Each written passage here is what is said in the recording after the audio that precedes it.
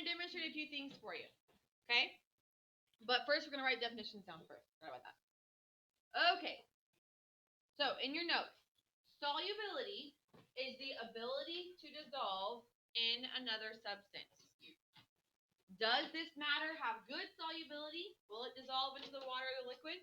Or does it have bad solubility? Does it not dissolve? Okay? What does dissolve mean? You should be writing. These are your notes. What does dissolve mean? Dissolve means to melt, make a solution out of, or turn into a liquid.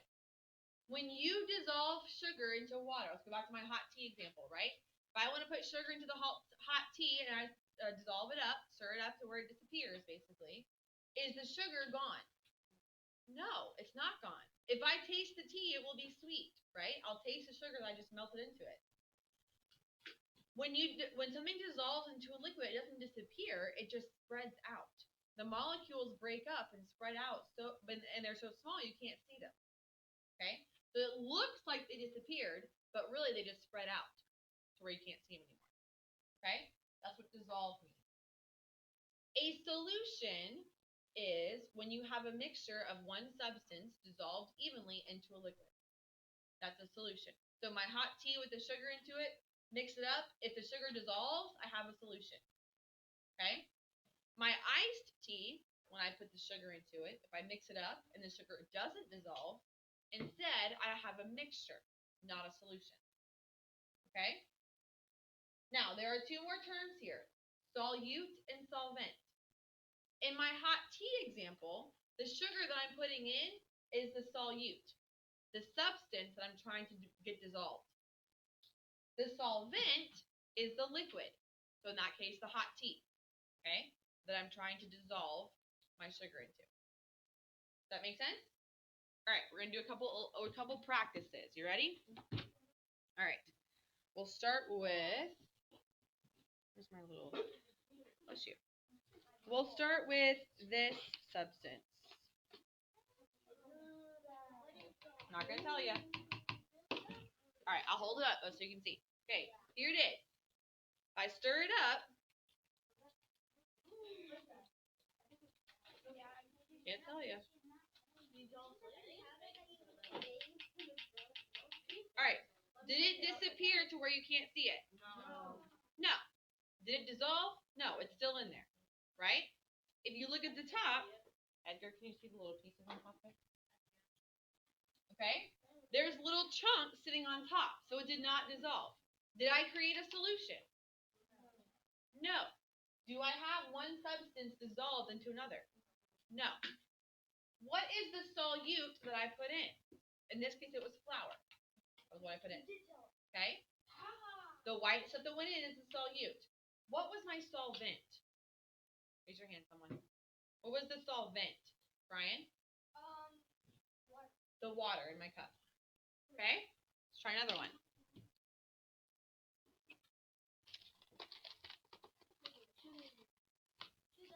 Let's try some sugar.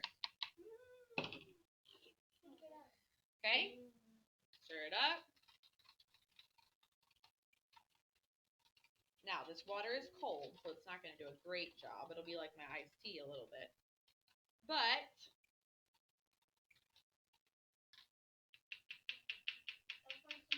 okay, can you see the substance still? Yes. Okay, you can see a little bit on the bottom. But did some of it dissolve into the liquid? Yes. Okay, there's not little chunks floating around like there was in the flour. Okay, if I could heat this up and stir it even more, you wouldn't see any of it. It would all dissolve. Okay, so did I create a solution? Yes. What was the solute? Edgar? Good. What was the solvent? Jacob? Water. No. All right, let's try another one.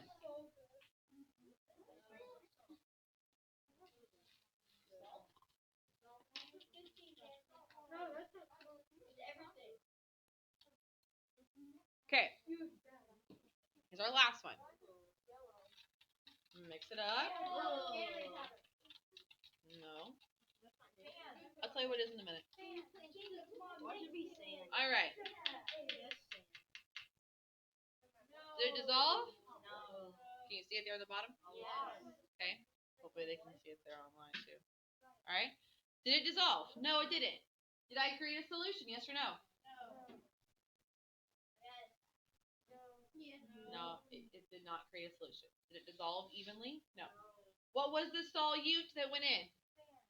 Sand. What was the solvent, class? Water. All right. Make more sense now? Good. All right. Now, in your notes, I want you to turn to the back. Jacob, sit on your bottom and stop calling out. On the back of your notes, you see a big blank kind of box-looking thing, big blank section. You're going to draw 3 pictures. The first one is the solute, which is just the salt. It doesn't have to look like mine. Just draw salt. Okay? That's the solute that goes in. Second part is the cup of water. That's the solvent. You've got to make sure you write the labels as well. The point of this is to make sure you understand the 3 terms. Solute is the salt. Solvent is the water. The third part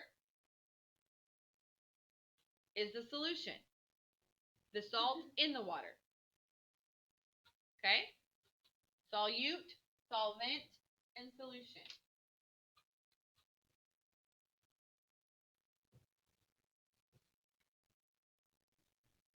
Brian, I already gave you a copy of number 2, correct? Check your notes and see if I gave you number 2. I think I did.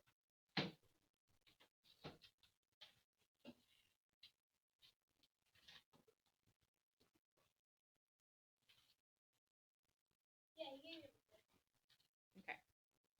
Perfect.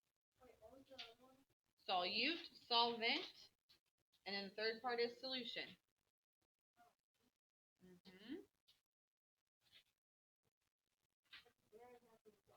I just forgot the salt. Kinda. Now, technically the picture is not accurate. The salt would be dissolved or spread out into the water. But the point is, I want you to understand that the 2 pieces together make the solution. Solute is the salt, solvent is the water, solution is both of them together. Okay?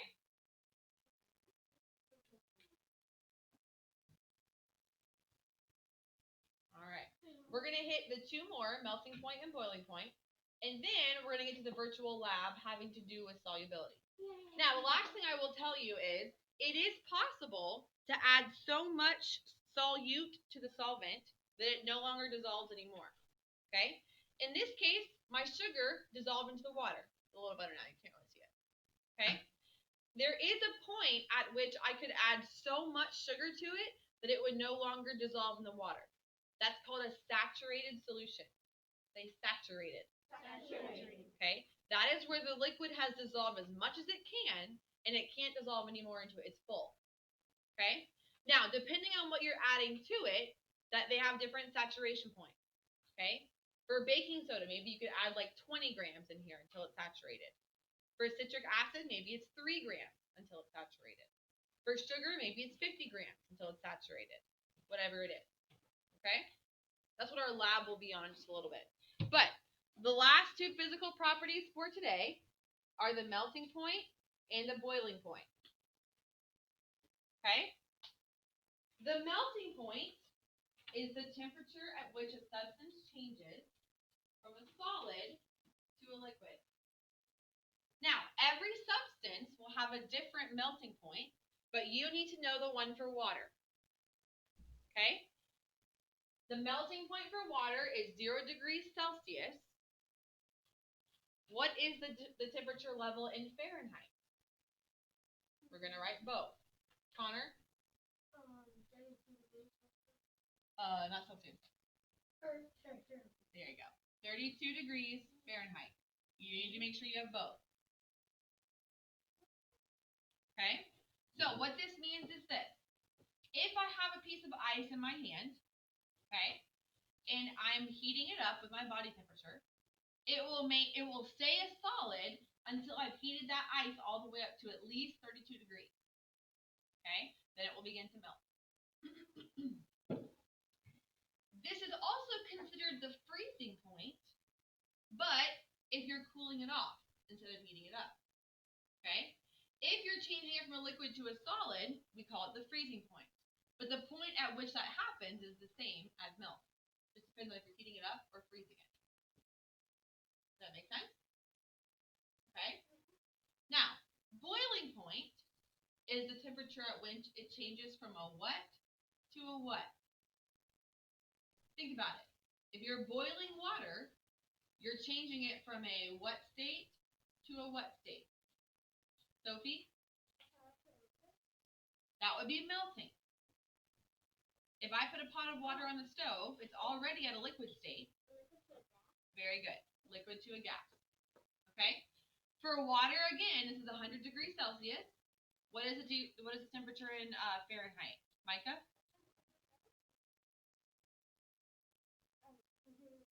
Very good. 212 degrees Fahrenheit. Again, make sure you write both. Now, this can also go the other way. What if I have a gas, but I want to cool it into a liquid? What do I call this point then? Connor? The condensation point. Very good. Remember, I gave you the example of after I work out and go to the gym and I get back in the car, the steam or vapor from my body is still coming off, but it cools on the windows and fogs them up. You know what I'm talking about? Okay? Happens with glasses all the time, too. That's the condensation on there. All right? Now, again, for each substance, the freezing and boiling point, or the melting and boiling point is different. For gold, for example, you could heat it up to heat it up to 0 degrees Celsius. It's still not going to melt. You got to get it up to like way higher for gold to melt. Okay? Boiling point for different substances. The boiling point for oil is much higher than the boiling point for water. Okay? Depending on the substance, it will have different points at which it will melt or boil. Make sense? Okay, Connor? So, how is that the condensation point? It's actually probably the condensing point. That's the point of condensing. Yeah. Aiden? So, have you ever been mixing up a pot of boiling water and then someone splashes onto the stove? Uh-huh. That one never changes from liquid to gas. Yes, because the stove is hotter than the pot. Yep. Micah?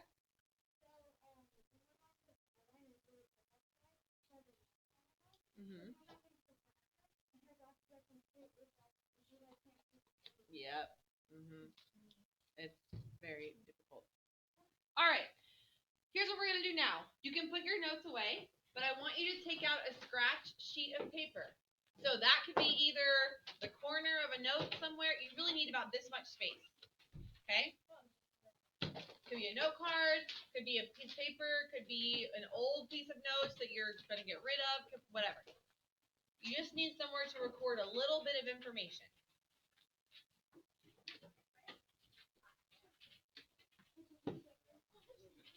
Sophie? Yes. And what's up here?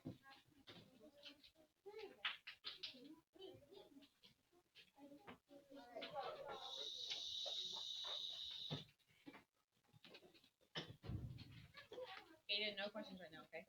We gotta get going. Okay. We're gonna do our Solubility Virtual Lab. Okay? So, here's the deal.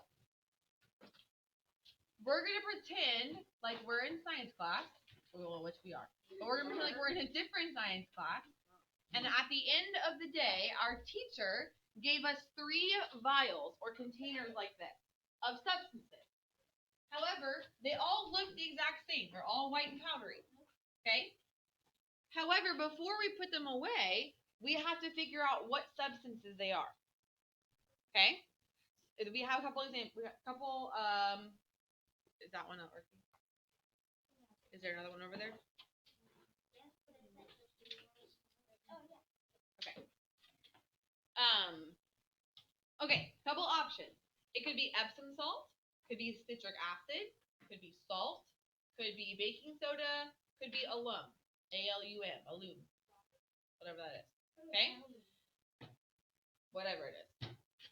Now, on a separate chart, which I'll show you in just a minute, it's going to give us the saturation point for each of those substances. Okay? We are then going to take all 3 of these and we're going to dissolve them into water to see how much it will take to saturate the water. Then we'll be able to figure out what the substances are. Okay? Sounds a little confusing at first, but bear with me. It gets easier as it goes. Okay? I think... Oh, no. I got to turn the volume on. Here we go. Okay. 3 unknown white substances from science class. You will need to identify what the substances are and label them before you put them away. Let's use the property solubility to identify each substance. Solubility is the maximum amount of solute that can dissolve in a given amount of solvent. The way to determine solubility is to saturate a solution. A solution is saturated when no more substance or solute will dissolve in the solvent. We're going to use water as the solvent. Every substance on this chart has a different solubility. If we know how much of a substance dissolves in 50 milliliters of water, then we can use this solubility chart to help us identify the substance. Before we begin, make sure you have a pencil and your science notebook to record your observations. When you're ready, click the Done button and let's get started. Okay. Before we go on your scratch paper, I want you to record the name of the substance and the saturation point. You don't need to know its appearance. They all look the same. So, you're going to write citric acid dash 67 grams. Then you're going to write baking soda dash 3 grams. Baking soda dash 3 grams. Epsom salt dash 40 grams. Salt dash 17 grams. Alum, whatever it is, 6 grams.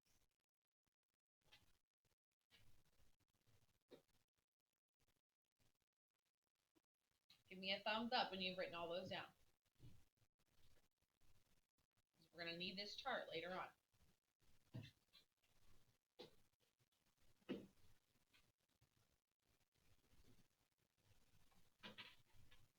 Okay.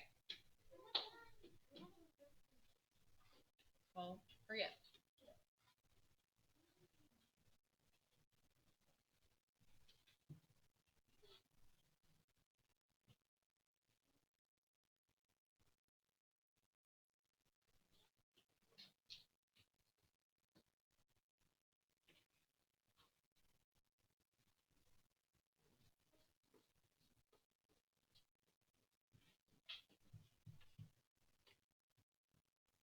Anyone still writing?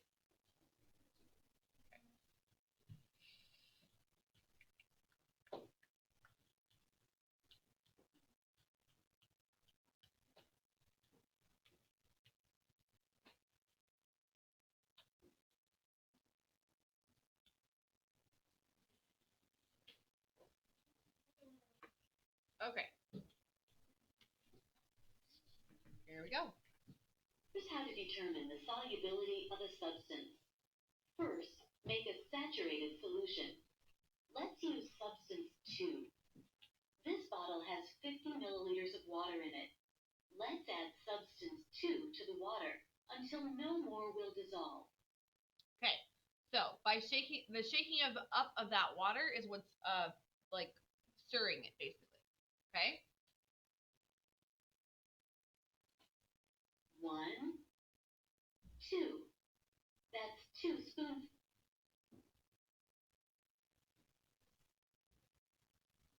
Can you see the undissolved solute settling to the bottom of the bottle?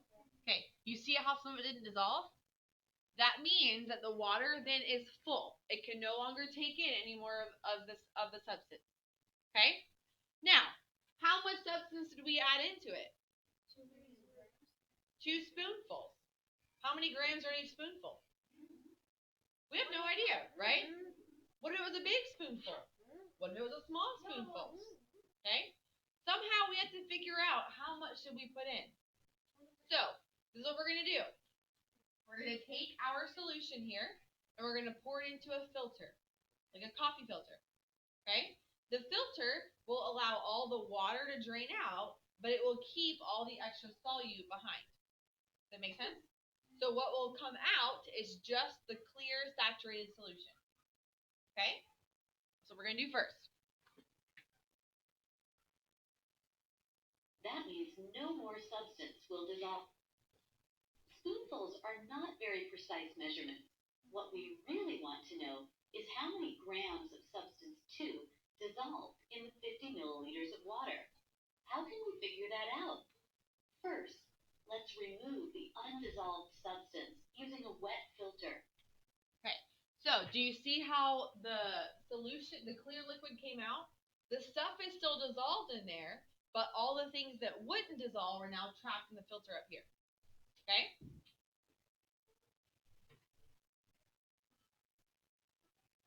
Now we're left with only saturated solution. Let's place the saturated solution on one side of the balance. If we're going to put it on a balance, what are we measuring? What do we use a balance to measure, Fanny? The grams, which is the unit for mass. We're measuring the mass. How much water did I put in here in the first place? 50 milliliters. Each 1 milliliter is equal to 1 gram. So how many grams of water did I have in the beginning? 50. Now, when I measure it out, I'm going to figure out, okay, now how much mass is there once I've added the material. Okay? Let's see. Then we can place mass pieces on the other side.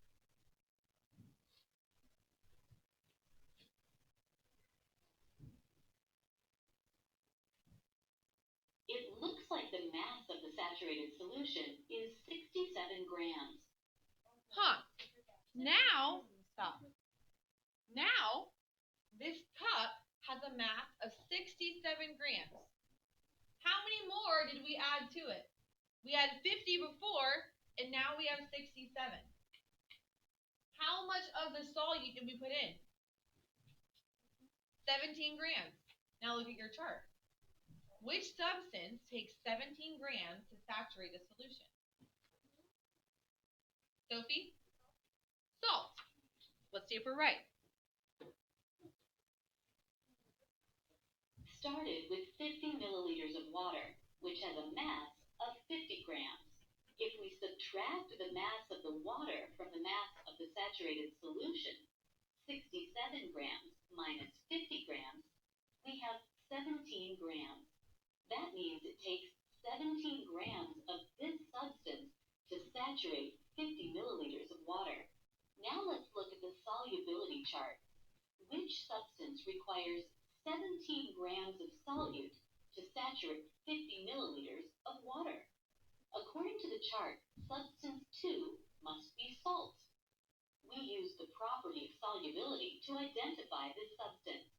Record the substance and how many grams saturated the 50 milliliters of water in your science notebook.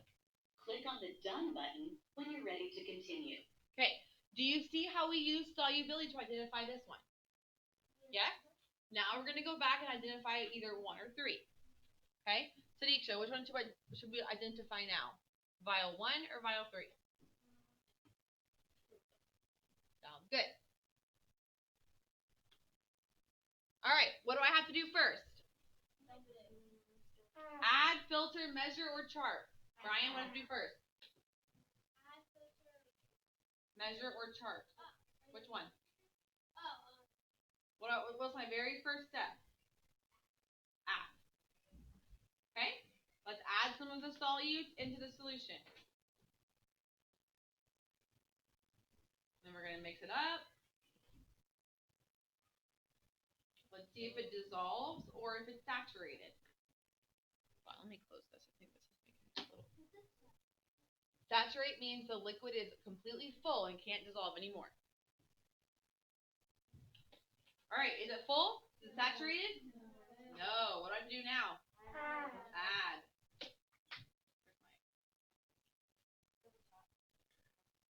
Okay. Let's add some more.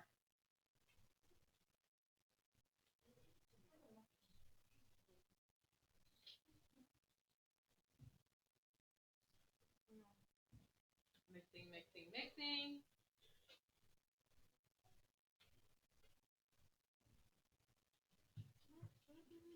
Saturated, class? No. What do I do, class? Add.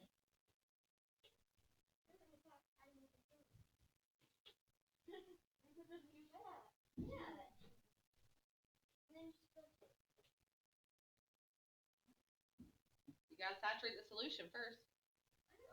Well, you don't add all of it, you shake it up, and you get it. What if you just dump it all in and shake it up, and then put it in the filter? No. You could. Not enough yet. Let's see. Citric acid.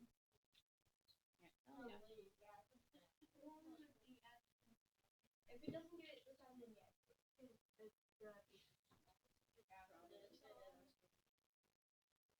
You have no way of knowing. You can make a guess, but there's no way you can know until you measure it out.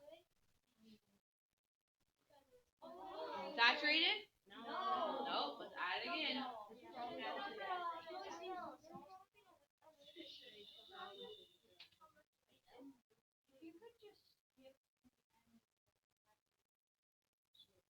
I can't.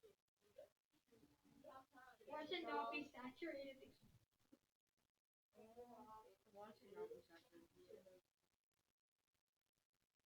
All right. Is it saturated now? Yes. What's my next step? Raise your hand. Raise your hand. Riley? Filter. Now I'm going to pour the solution through the filter and drain out the rest of the water.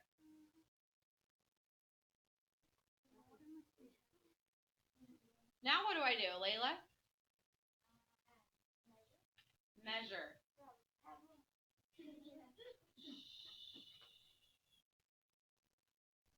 All right, keep track of how many they add. That's 150. Another 50.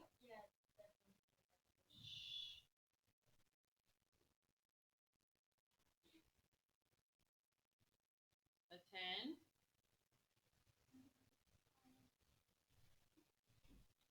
Five. A 1. And a 1. How many total grams do I have in the cup? Luke? It's all up here. Add them up.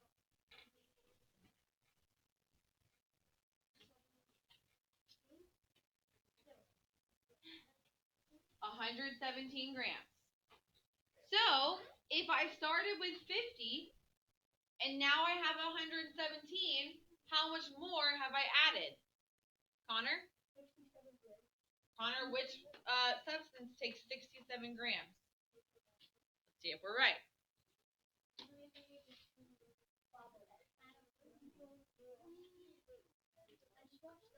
What should happen next? Click on the Now use the Solubility Chart to identify this substance. Write your conclusion in your science notebook. Click Done when you're ready to continue. All right, so 67 said citric acid, so I think we got the right one there. Now let's see if you can identify the last substance. There are already 50 milliliters of water in the bottle. What's the next step? Click on a button to continue. Class? Add.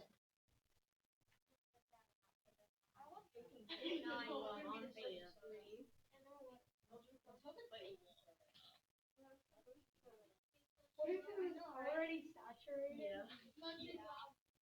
If it is, it probably be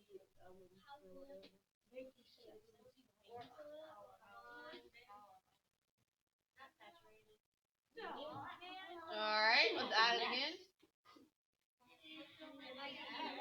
She can go away now.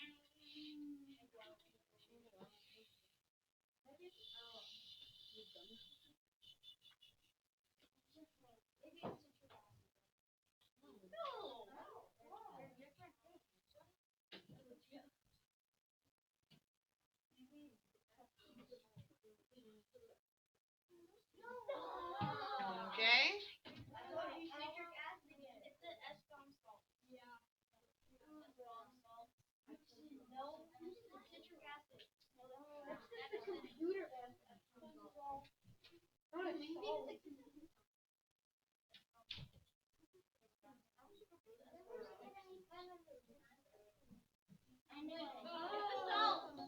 Uh-oh.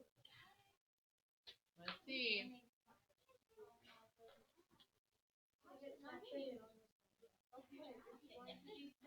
Better be saturated.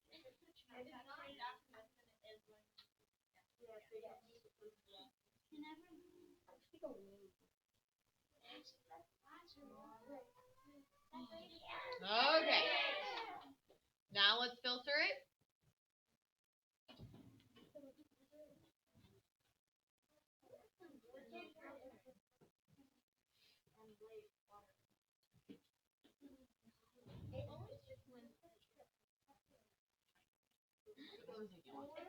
Measure.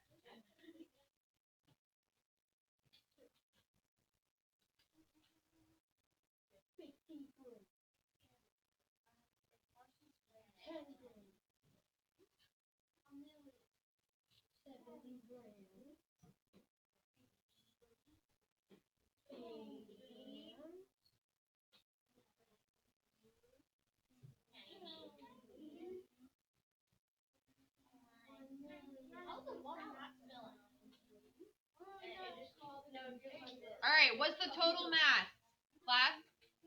90 grams. Thank you, 90 grams. Okay, so if it measured out to 90, stop talking. If it measured out to 90, but I had 50 originally, which substance do I have? We have 40 left, so what substance is it? I am asking one person. That's your warning. What is it? Very good. Epsom salts.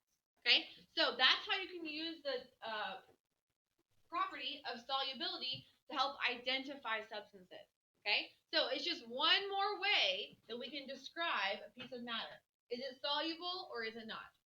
Okay, tomorrow we're going to move on to density and I think conductors and insulators as well. Okay, so you can put your notes away. That scratch paper you can throw away or put into the lab section if you want. It doesn't matter to me. No homework tonight, but tomorrow we will have homework. Okay? Once you have that, you can clear your desk off, and we'll get ready to go to recess.